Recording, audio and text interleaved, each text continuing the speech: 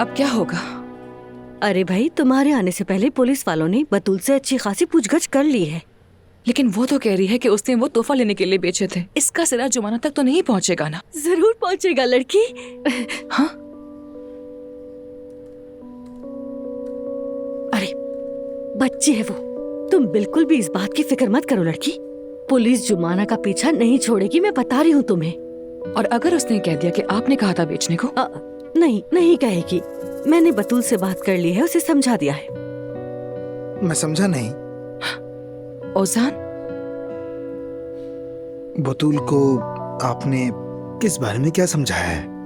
वो अरे क्या होगा बेटा, बस ये समझाया था कि आइंदा ऐसी कोई हरकत ना कर जिससे हमें परेशानी हो। घर पर फोन आया तो मैं दौड़ी चली आई। बच्ची को समझाया कि ऐसा दोबारा मत करना, बस यही बात है। अल्लाह ने बचा लिया उसे। अच्छे बुरे लोग हर जगह मौजूद होते हैं, अगर उसे कुछ हो जाता तो हम क्या करते? हाँ अल्लाह ना करे। आखिरकार बतूल के बाबा उसे हमारे हवाले करके गए थे, हम सबके, बल्कि वो हमारी जान का टुकड़ा है। मगर एक बात कहूँ, वो बहुत डर गई है, बहुत। उससे सबक मिल गया होगा और दोबारा ऐसा नहीं करेगी इंशाल्लाह।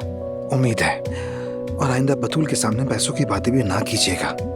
इन बातों से बच्ची भी मुतासिर हो रही है। देखे ना, उसने पैसे की कमी का हल खुद ही निकाल लिया। हाँ बिल्कुल ठीक कहा, बिल्कुल ठीक सोच रहे हो तुम बेटा। हमें अभी तक यहाँ क्यों रोके रखा है, मुझे समझ नहीं आ रहा। मैं जरा ऑफिसर से बात करके निकलने की कोशिश करता हूँ।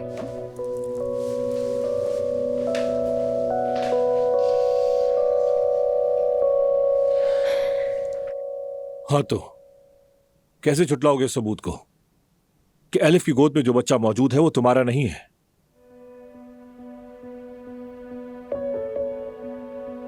ये भी तो हो सकता है उमर कि हमारा बच्चा जिंदा हो। ऐसा नहीं हो सकता एलिफ। कैसे नहीं हो सकता? जुबैदा ने मुझे कहा था कि बच्चा मर गया है। उन्होंने तो मुझे लाश भी नहीं दिखाई। अब वही तुमसे ये कह रहे हैं कि बच्चे को ले जाया गया है। क्या मतलब है इस बात का? अगर जिंदा है तो वो कहाँ है? एलिफ, अगर तुम कोई खेल खेल रही हो, अगर तुम मेहमद के खेल का हिस्सा हो और अगर तुम मुझसे झूठ बोल रही हो तो मैं कसम खा रही हूँ, ये कोई झूठ नहीं है उमर। तुम्हारी ये फोटो कुछ भी साबित नहीं कर सकती है। मैं कैसे मान लूं ये मेरा बच्चा है? ये वही कच्ची आबादी वाला घर है ना?